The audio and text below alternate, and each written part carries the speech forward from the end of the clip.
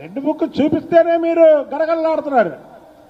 Red book open చేస్తే ఉండగలరా మీరు ఈ రాష్ట్రంలో?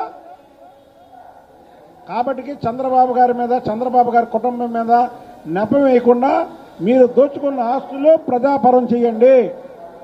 మీకు పొంగనూరు ప్రజలే మిమ్మల్ని అడుగు పెట్టనట్లేదంటే మిమ్మల్ని ప్రజలు అసహించుకున్నారు, పొంగనూరు ప్రజలు. కాబట్టి నీ తండ్రి కొడుకులకు ఉన్నటువంటి ఎంపీ ఎమ్మెల్యే పదవుల్ని రాజీనామా చేసి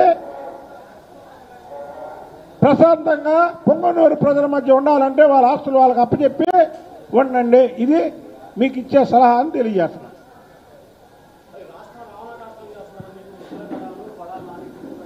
ఎప్పుడు ఇచ్చారమ్మా? ఇప్పుడు ముద్రగడ పద్మనాభరెడ్డి, ముద్రగడ పద్మనాభరెడ్డి మాటలకి విలువ ఉందా? విలువ లేని మాటలు. కొడాలి నాని ఏం మాట్లాడాడు, ఎన్ని బూతులు మాట్లాడాడు, చంద్రబాబు గారిని ఏం మాట్లాడాడో తెలుసు కదా. కొడాలి నాని గారు ఒక వెధవ. వాడు అధికారంలో ఉండగా సినిమా థియేటరు, శరత్ థియేటరు ఆక్రమించాడు. ఇవాళ తెలుగుదేశం పార్టీ ప్రభుత్వం వచ్చిన తర్వాత అక్కడ ఉన్నటువంటి వెన్నిగిల్ల రాము నిజాయితీగా ఎవరైతే పార్ట్నర్లు ఉన్నారో వాళ్ళకి అప్పచెప్పాడు. అది రావణ కష్టమా? అది రావణ కష్టమా? అంటే ఎవరి ఆస్తులు వాళ్ళకి ఇప్పుడు బిదిన్ రెడ్డిని, పెద్దిరెడ్డిని ఎవరి ఆస్తులు వాళ్ళకి అప్పచెప్పమన్నానా లేకపోతే నాకు అప్పచెప్పమన్నానా? నాకు అప్పచెప్పమంటే రావణ కష్టం అయింది. ఎవరి దోచుకున్నారో వాళ్ళకి అప్పచెప్తే రావణ కష్టం అయింది. ఈ కొడాలి నాని, వంశీ వీళ్ళందరూ పిల్లులు